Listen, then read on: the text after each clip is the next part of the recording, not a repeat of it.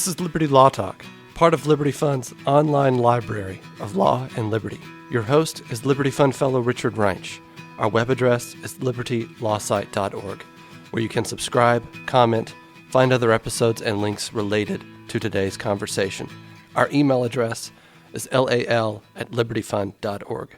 Today we are with Amity Schlaes, author of Coolidge, discussing this book with her. She is the director of the 4% Growth Project at the George W. Bush Presidential Center, and she is the author of 2 New York Times bestsellers, The Forgotten Man and The Greedy Hand. In addition, she writes a syndicated column for Bloomberg View, and she teaches at the NYU School of Business. Amity, so glad to have you today. Glad to be here.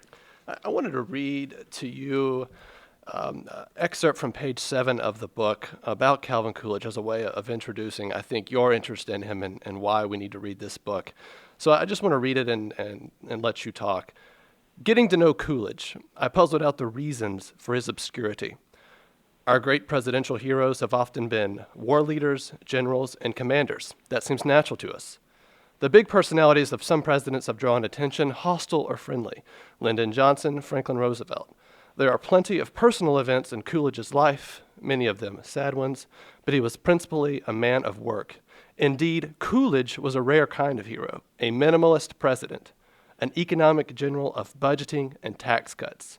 Economic heroism is subtler than other forms of heroism, harder to appreciate. So exactly what do you mean by he was an economic hero as a president? His main legacy is economic.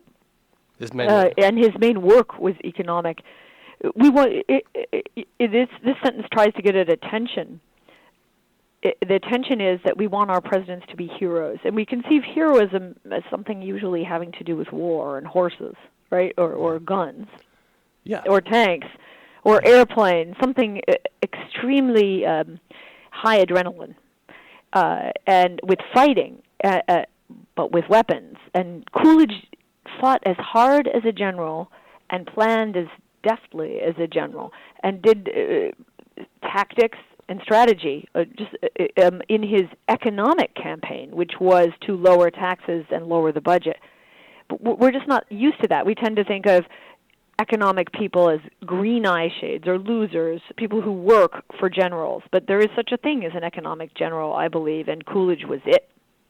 You describe him frequently throughout the book in this vein as a man of economy, and you link it back to his beginnings, back to the small village where he grows up, Plymouth Notch, Vermont, back to his father and the men that he was descended from. And you begin the book even in a curious way, I thought, with a descendant or with an ancestor, Oliver Coolidge, who in the 1850s is in a debtor's prison in Vermont for being unable to pay a debt. And you note that Calvin was always on the side of the credit ledger as well as his father. But I'm also wondering in that connection and thinking about modern commerce as well and debt being seen as a lever, an instrument of commerce.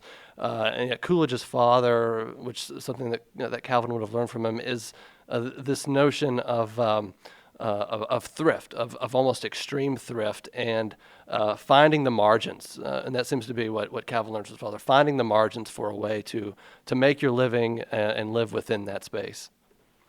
Well, yes, of course. There are 2 questions.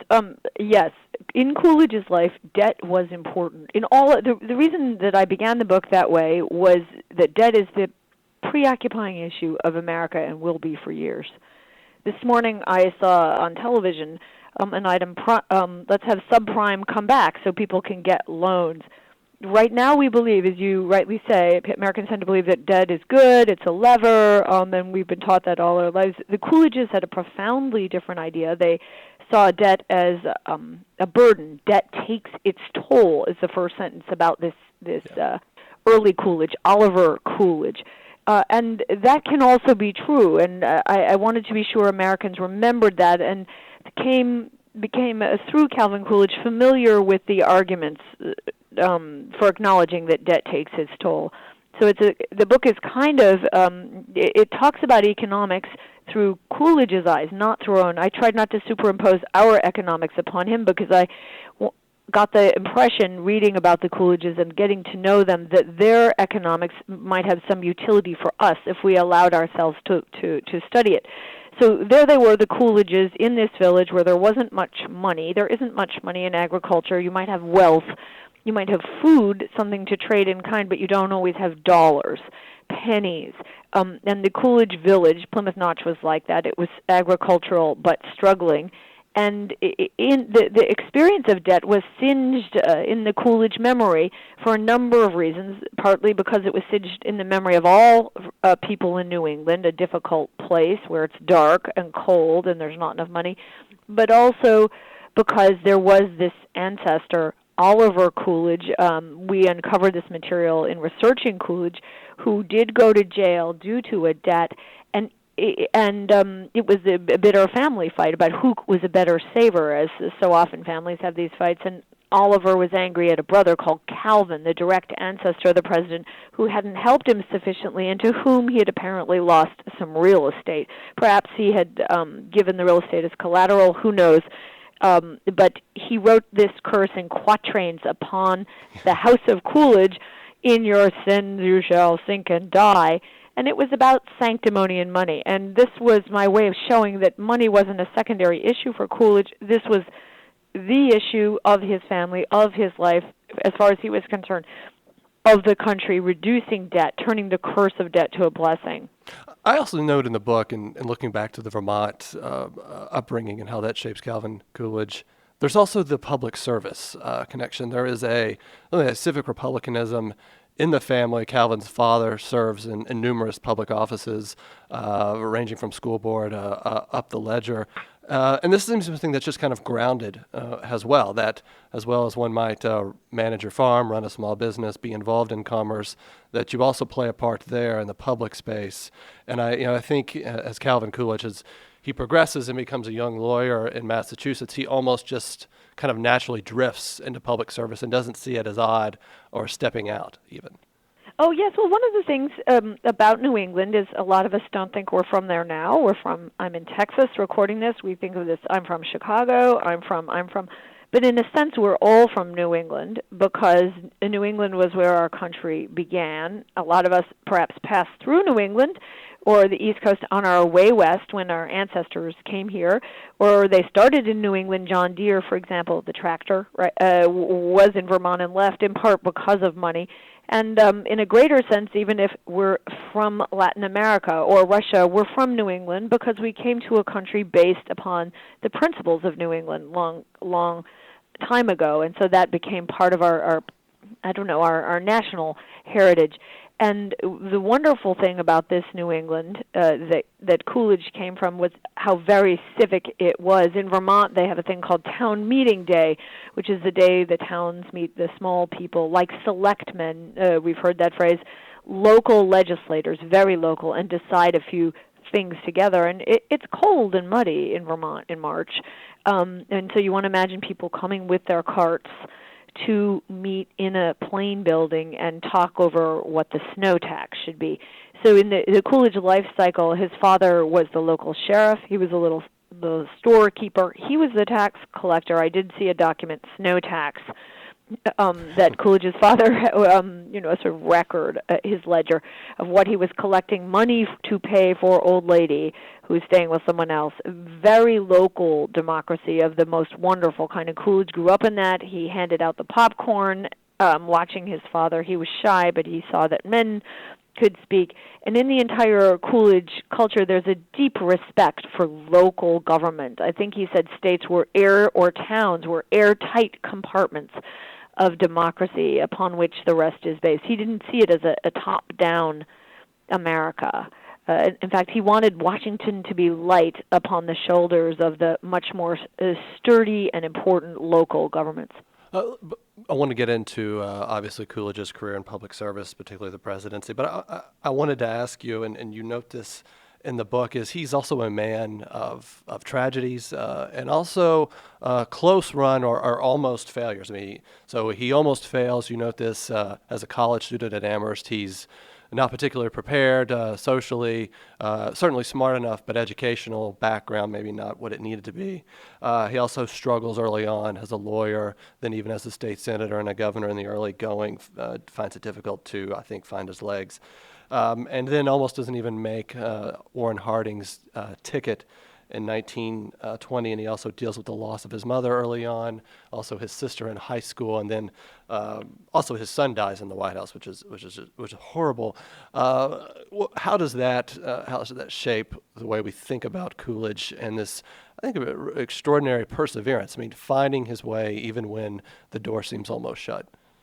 Well, there's enormous utility in his experience. It's almost comical how much he often fails, and it's definitely tragic how much terrible befalls him. You know, as a child, he loses his mother probably to tuberculosis. He loses his sister to what we think is appendicitis, i.e., these are two diseases that wouldn't kill someone today, and yet death was inevitable at that time with these diseases. Yes, inevitable. And then in much later, he goes to college and nearly doesn't make it. He kind of flounders around, but does make it as a lawyer. Then he becomes good as a lawyer. Then, he almost doesn't make it as a Massachusetts politician, but yet he somehow does and is enormously successful. And then he almost doesn't make it to Washington. He wanted to be the presidential candidate on the ticket. He was the vice presidential one. People thought he wouldn't make it as president when Harding died, and he did become president, that he would be a weak, lame duck, a loser, and yet he was a splendid president. And I like to follow this series of endeavors. They were so brave, and Coolidge has wonderful quotations about them. I failed all the time. If I had given up because of failure, I wouldn't have gotten anywhere because there were so many. And I like this story. He was a shy man. Didn't like to speak, found himself in college as a speaker, and we are founding a Coolidge type debate at the Bush Center where I work. We're partnering with the Calvin Coolidge Foundation, where I'm a trustee, in order to have high schoolers debate at Coolidge's birthplace, Plymouth Notch, in order that they can find confidence the way Coolidge did in his day. So, as a narrative, I like the story. Coolidge had a wonderful metaphor he used to describe how his life should go, and he got this from a teacher, Charles Edward Garman. He said, Garman said that life was like a river, and you just sort of have to get in and not be sidelined, not get stuck on the banks. Just stay in the swim and do your job, and eventually you get to a place where you're a man of power. And that's enormously comforting, say, to 21-year-olds who have the daunting prospect of too few jobs and their own smallness as they come into the grown-up economy, that you just have to get in. You don't have to be perfect. You don't have to land the perfect spot. You just have to get in the swim and then steer decisively, ride and steer as you go forward. I love that, don't you? I do. And I keep thinking about all of the instances you describe in the book of this very self-contained, quiet man. Doesn't really seem to like to be around a lot of people, and yet moves from being a state senator in Massachusetts to the governor of Massachusetts. I thought that was remarkable. I wanted to ask you, as the governor of Massachusetts, so obviously your book, you spent a lot of time dealing with the budgetary battles that he confronts, and I want to talk about that when he was the president. But I want to talk about this episode in Massachusetts, which is also, I think, timely, and that is dealing with the Boston police strike of 1919. Complicating that is that, strangely, the governor of Massachusetts picked the Boston City Police Commissioner, and the Boston police go on strike. There's a lot of violence. There's some rioting that seems to result from that. And Coolidge, after being hesitant, intervenes. Talk about that whole episode and what it meant at the time, and also, where was America at that point with regard to unions and public unions in particular? Well, public sector unions are an oddity. Perhaps they shouldn't exist, but we have them due to various laws and executive orders that were written or passed subsequent to Coolidge. The reason they shouldn't exist is there's a conflict. The public sector union worker works for himself, but he also works for the people. The public sector service is a special job. Some of us think it should be in a different class. Anyway, but from time to time there's conflict over this. Right now the conflict is chiefly monetary. Public sector workers want to keep their pensions or get better ones, and the local governments can't afford to pay for public sector workers' pensions or health care and this is especially hard at a time when other people don't have work. So back in that period, there was a very compelling public sector group, the Boston Police, who had every argument for help, that they wanted greater compensation. They came back from World War I, some in pain. They had served in World War I, some of these policemen. Some had served in Boston overtime, wartime status, and yet they weren't getting real wage increases sufficient. There was inflation. No one was acknowledging it, but their wages weren't pegged to inflation or anything, so they didn't have enough money, even though they were working harder than ever. Their station houses had rats in them. The rats chewed on the leather of the helmets. They were Irish Americans. They had an eye to Europe, where Ireland was in the throes of a revolution.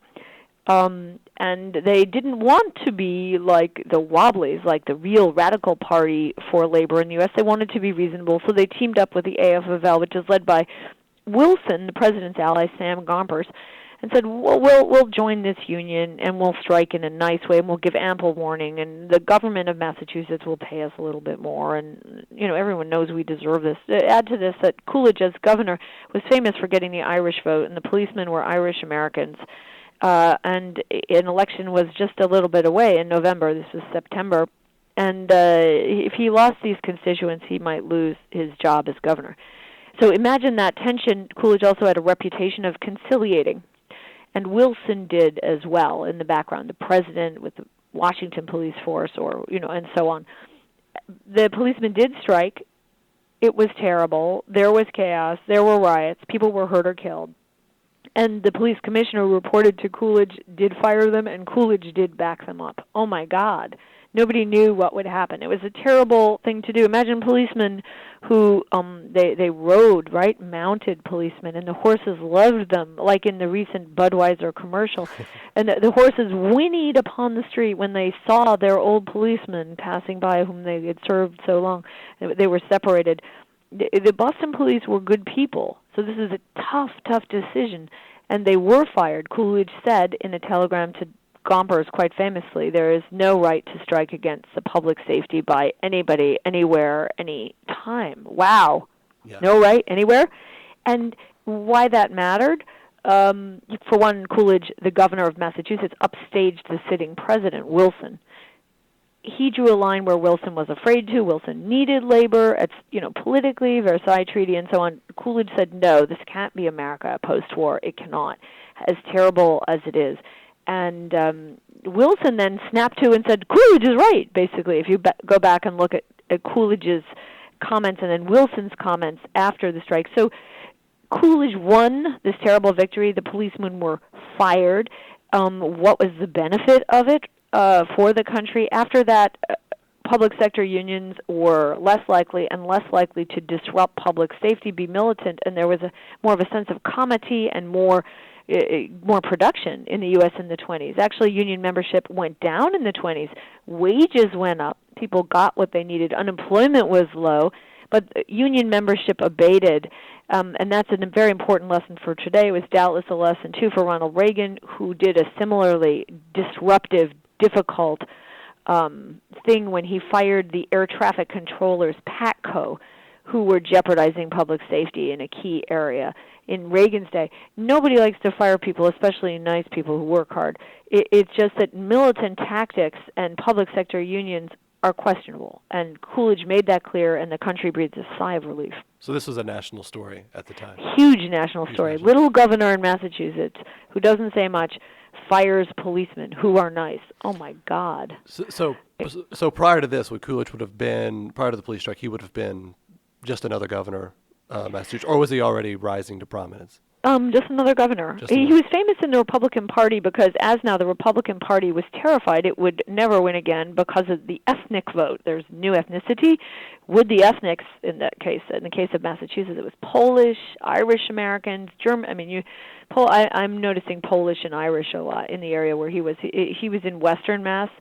Which party are those people going to vote for, right? Those new citizens. Maybe they won't vote for these stodgy old waspy GOP, Sounds right? familiar. Sounds familiar. Oh my gosh, let's do outreach. It's very similar to today. The panic in the Republican voice is the same. And Coolidge was able to get those voters, especially before the strike. He went around, and that was because he had an incredible humanity. I want your vote. I need it. I can help you. You see this in the Prohibition issue because the Irish Americans, in many cases, were somehow involved in the liquor business, beer. Rars Inn in Northampton, where he was mayor, was run by an Irish American. And Coolidge saw that alcohol was a business and could be managed. And he was not too happy with prohibition. There were many different prohibition laws in state, local, federal. And Northampton was a licensed town. You could sell liquor.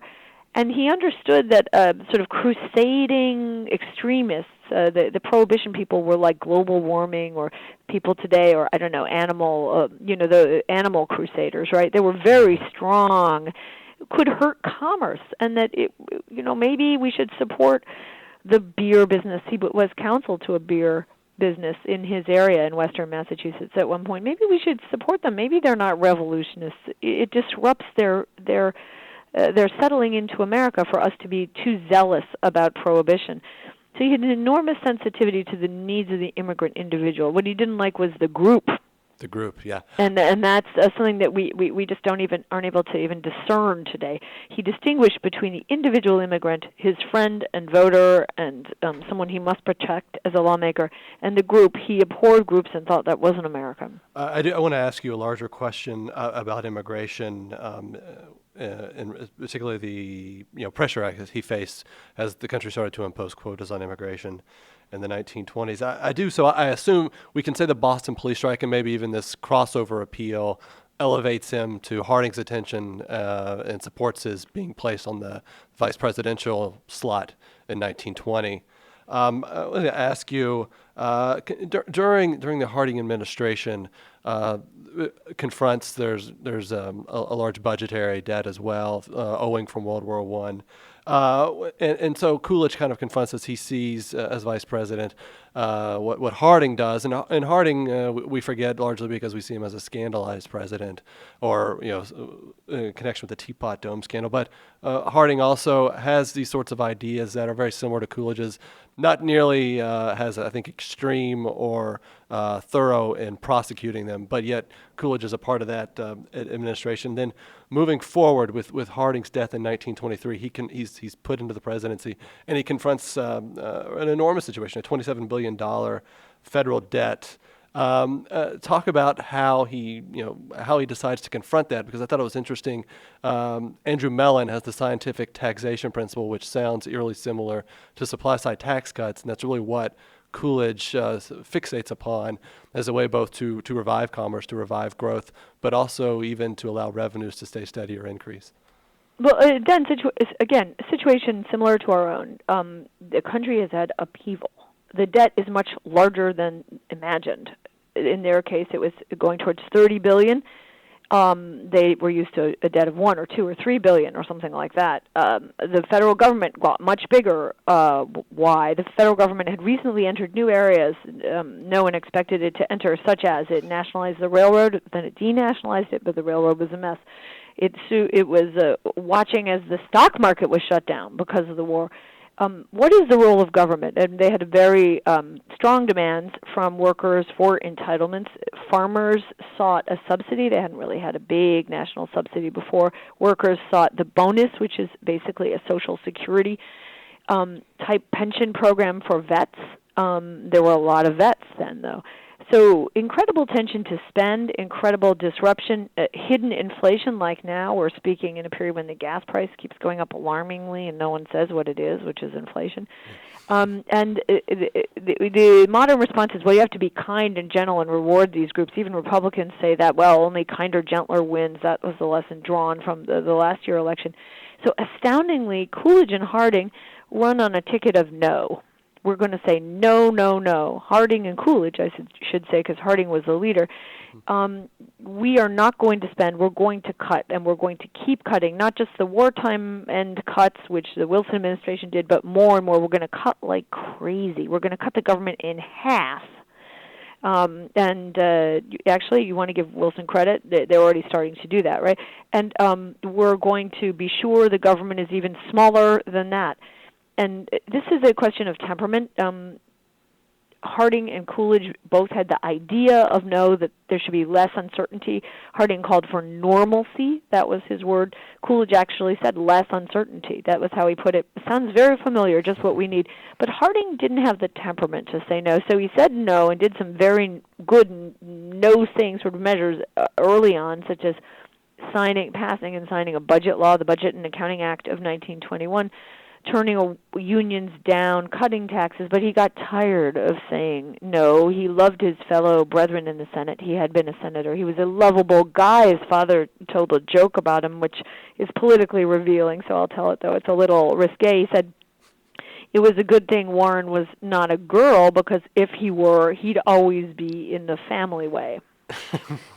He was used to saying yes, and he didn't like to veto. I think there's 6 vetoes under Harding, and this inconsistency hurt the project, because he hired friends, people he wanted to say yes to run austerity projects, and then they took kickbacks or did things privately and in a non-open way, which undermined the austerity program. And Coolidge, imagine him gritting his teeth, right? When someone's claiming austerity but having whoopee in the White House, it undermines the political policy project, doesn't it? That's why scandal is bad. It undermines the project, not because we care what a president's private life is, but because he must use all his energy to sell the project, austerity. So Harding almost died of his own inconsistencies. He was worn out by the scandals caused by his dear friends. A really interesting, wonderful man, James Grant, I think, is writing a bio of him. I hope that you have them on your show, Harding and Grant. And then in comes Coolidge. Harding did die. And he, too, is for no. He's running on the ticket of no. Now he's the president of no, successor president. But he also has a temperament for saying no. So there's a unity in Coolidge, a consistency. He says he'll say no, and he does. And what he did that was especially remarkable was he kept cutting. If you take away from this podcast one fact, it's that when Coolidge left office after 66 or 67 months, the federal budget was lower than when he came in. Wow, yeah. In peacetime, with the economy growing, with a feeling of magnanimity generally. The 20s were a generous decade. He saw that if the government were small, the people would live well. He was a Scrooge who begat plenty. Not the way we conceive econ today. So I like this very much about Coolidge, and one reason he was able to cut taxes as deeply as he could was that he was religious about living as cleanly as possible. So people saw he was consistent, he was punishing himself before them, and that gave him the cred to cut taxes to 25%. And here's a top rate that's lower than Ronald Reagan's, and has a lot to do, the achievement, with the personal integrity of the executive who signed the law.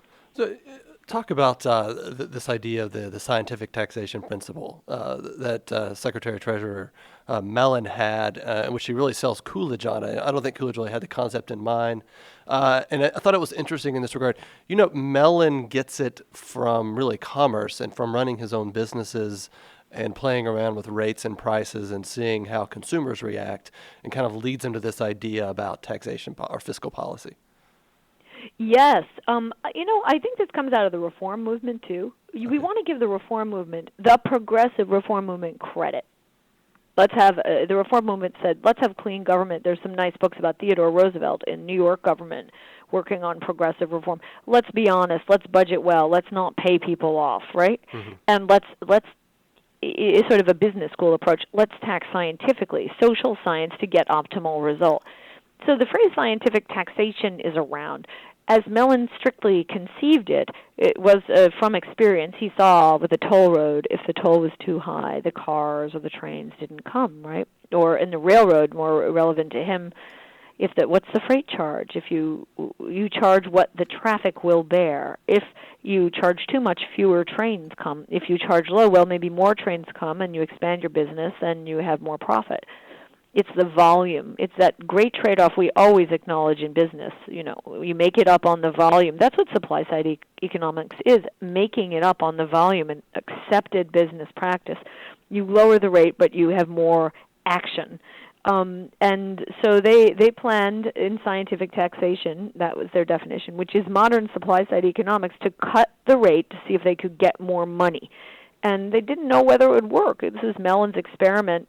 Coolidge was ambivalent about it. I think he loved the idea of less taxes on a moral plane, because people should get to keep what they earn. There's a wonderful video on YouTube of Coolidge making a speech about this. But he was worried that scientific taxation might not work. Well, if you lower the rate, do you always get more revenue? And also that it might succeed too well, and the government would get too much money, and would then spend it on, I don't know, new entitlements, appropriation, just as today. And it did work.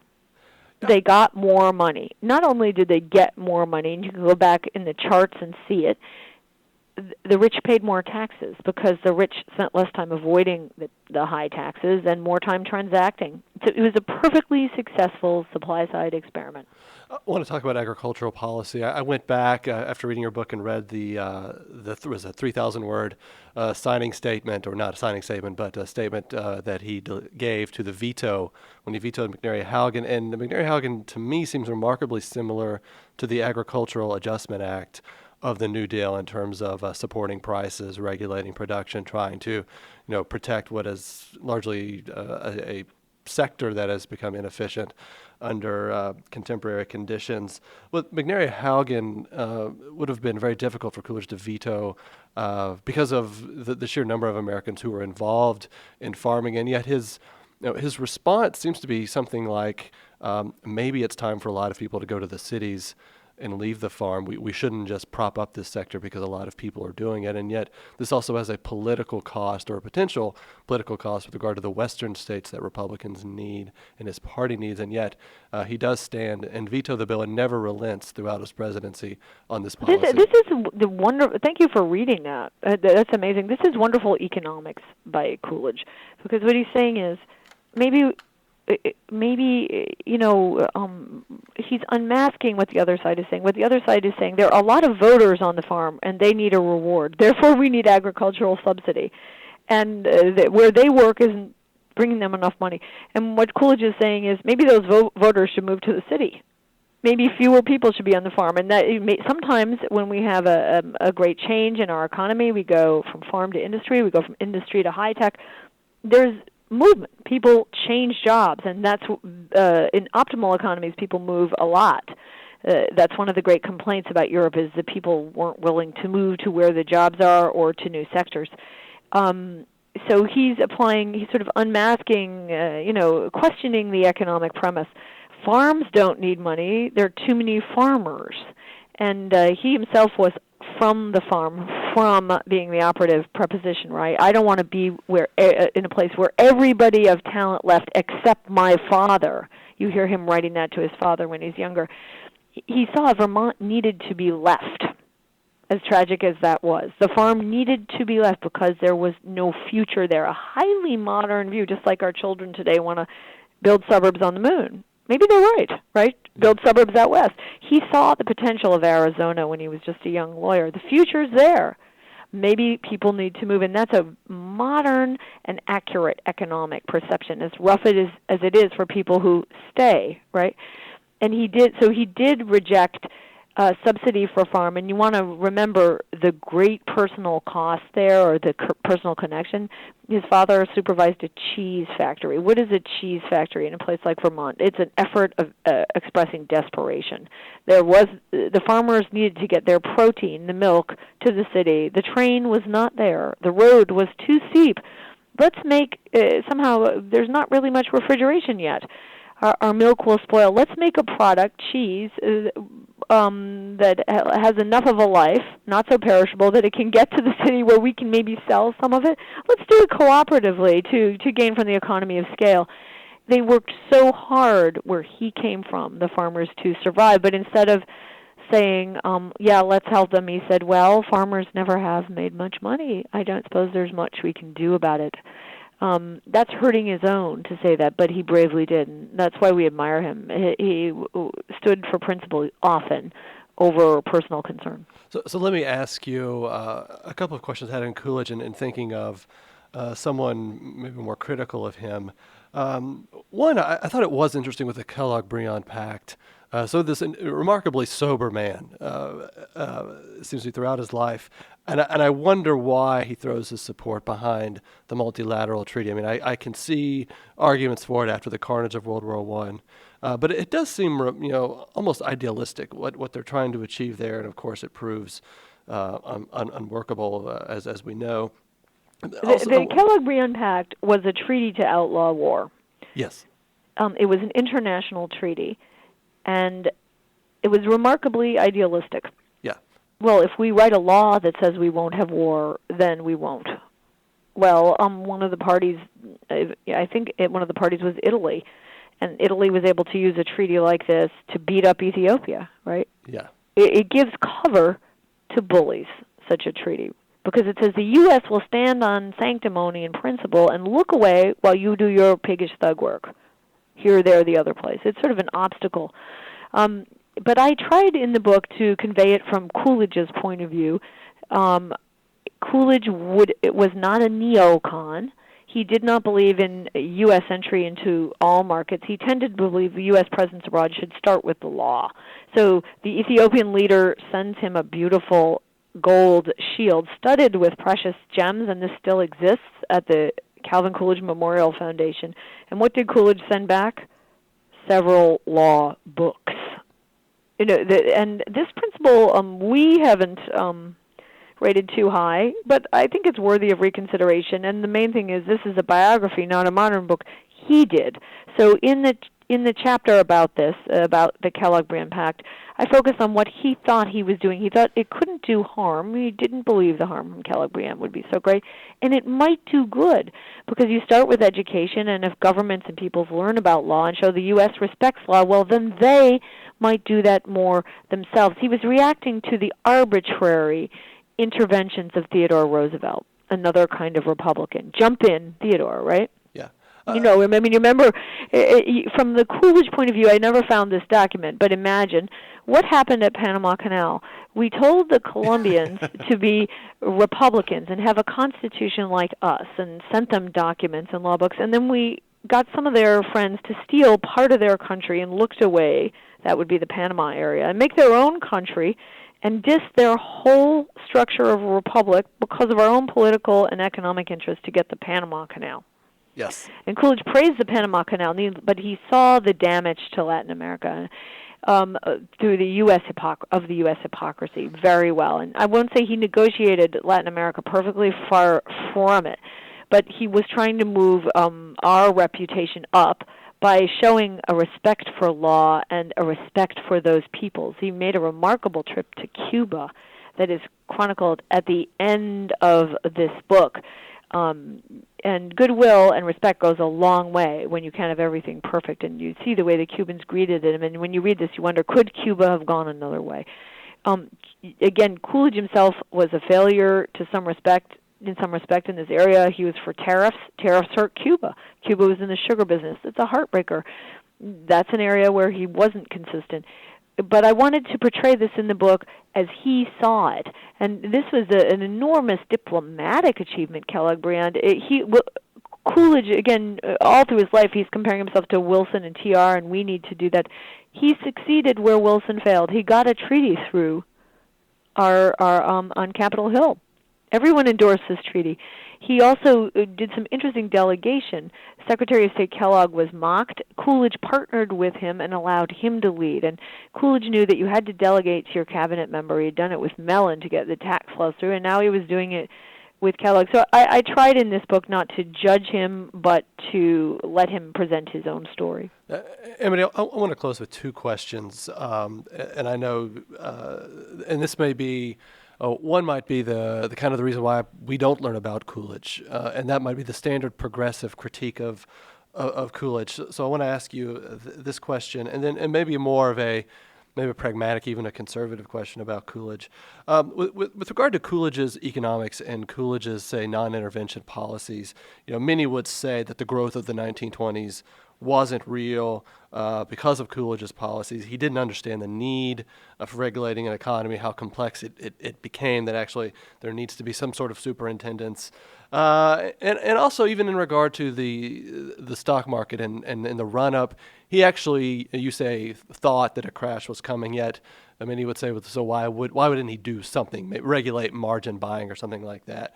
And then I'll switch gears. So this is a pragmatic question. So with the floods of 1927, he does very little to relieve the suffering in the South. He does raise a lot of money privately, but never really gives federal money. And you know the principle behind that he thought the state should be responsible. And then also with the Vermont flood of 1927, he's pretty rigorous there, although he does give more towards the end, if I remember reading correctly.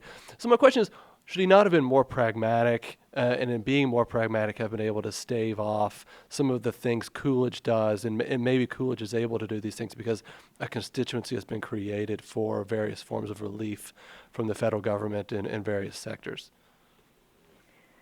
The first question you asked was, did Coolidge cause the Great Depression? And behind that was the question, were the 20s real? Yeah. The 20s were real. Today we prize wage increases. Indeed, there's a demand for a minimum wage. The wages increased in real terms in the 20s. Today we'd like low unemployment. They had low unemployment. Today we'd like the budget balance. Nobody says the budget balancing causes inflation. Even now, they balance their budget.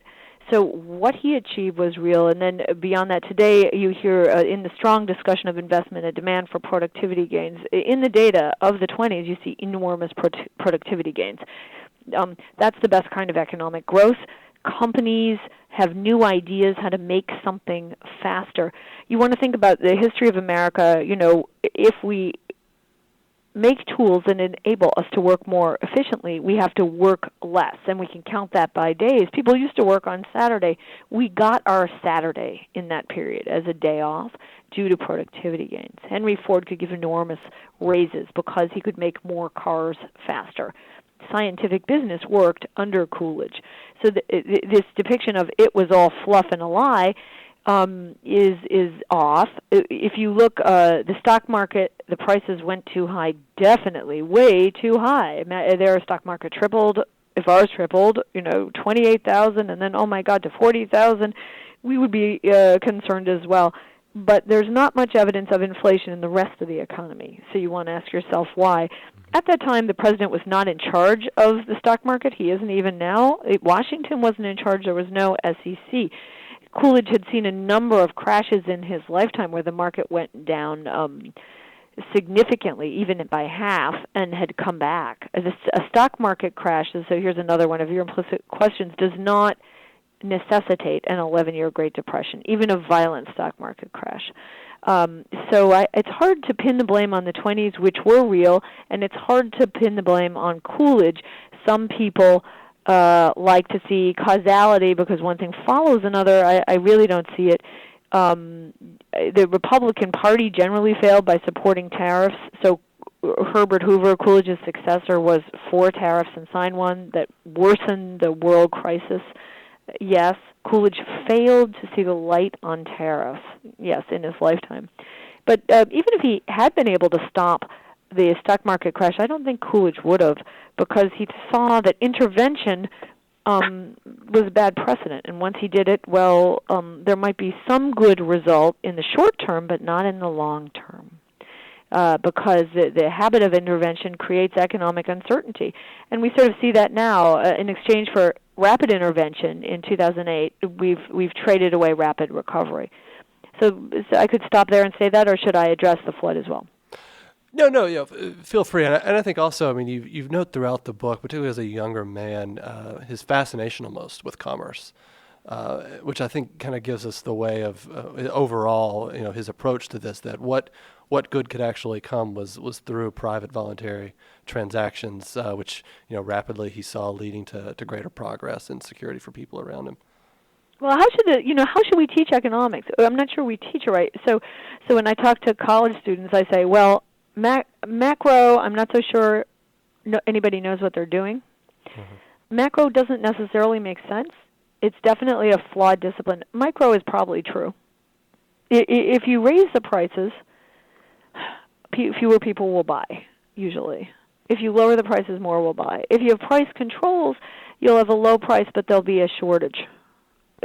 We experience this again and again on a university campus with apartments. I mean, it's evident to us.